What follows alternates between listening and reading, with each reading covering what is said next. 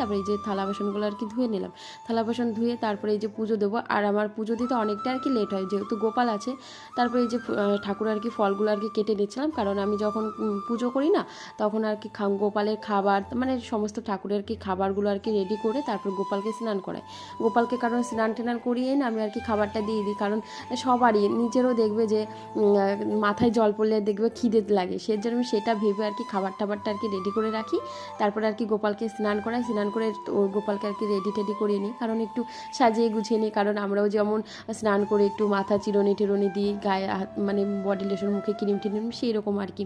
তো যাই হোক, আর আমি ওকে সবসময় রোজই যখনই যেভাবেই স্নান করাই না কেন আমি সবসময় ওকে এই চন্দন ঘষে আর কি ওইভাবে আর কি সাবানের কাজটা আর কি করি, যেরকম আমরা রোজ সাবান লাগাই সেরকম। তো এদিকে দেখো আমার পুজো দেওয়া আর কি কমপ্লিট হয়ে গেছে। আর এই হচ্ছে আমাদের ঠাকুর ঘর। আর এই দেখো আমাদের গোপালকে আজকে আমি খুব সুন্দর করে আর কি সাজিয়েছি। তো কেমন লাগলো আজকের ভিডিওটা অবশ্যই জানিও।